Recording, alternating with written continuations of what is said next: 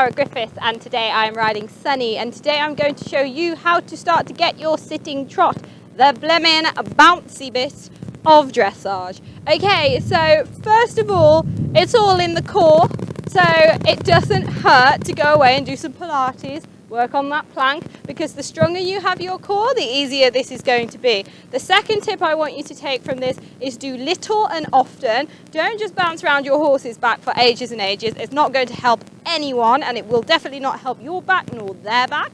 So just start by doing a little bit at a time. And the other thing I'm going to say is do it either in between transitions or do it with a much slower trot. So you might as well get used to it with them having a slower, steadier trot. When you feel you're a bit more established in that, you can start to push them forward and start to get a little bit of a bigger trot from them. The more your horse is over their back, so when they're in a nice contact and their back's up underneath them, this becomes much easier. If your horse is trotting around with its head in the air like this and a big dip in its back, you're not going to be able to do that sitting trot. Even I wouldn't be able to do that sitting trot. So make sure your horse is round and its back's under him, and then you can start to have a play with it. So I'm going to show you now, me doing it on Sunny. Okay, so if I was just starting out now, I'm really thinking about what my body's doing.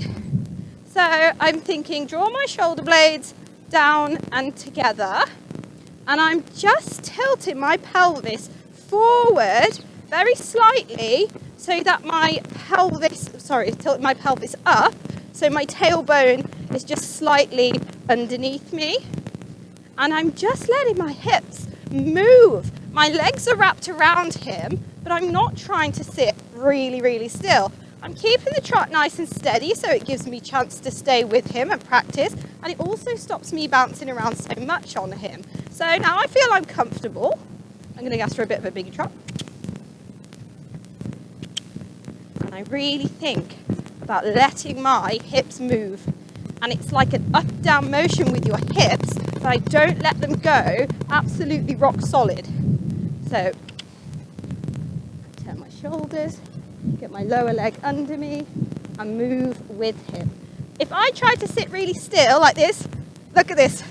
I'm going to sit really still, and look how bouncy I'm going. So bouncy, so bouncy, so bouncy. So, I'm going to take a deep breath.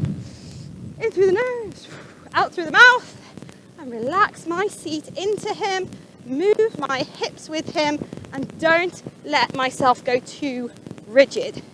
So I keep doing my breathing. Always breathe. Don't let yourself go tense. In through the nose, out through the mouth, and move those hips with him, looking up and in front of me so I don't lean forward.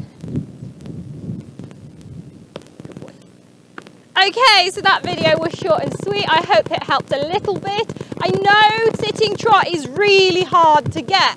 So it doesn't matter if you're a bit bouncy to start with. Just don't say to yourself one day, don't get on that horse and be like, right, I'm going to learn sitting trot today no matter what. That's not how it's going to happen. Just like anything, if we go to the gym and want to lift weights, we don't start with 40 kilos. We work our way up to 40 kilos. It's just the same with you and that sitting trot. Do little bits. Make sure you sit for a bit longer when you're doing your trot walk transitions or your trot to canter. Just sit for that little bit longer. Let your body move with that horse. Keep that core tight. Get those legs around that horse and move your hips.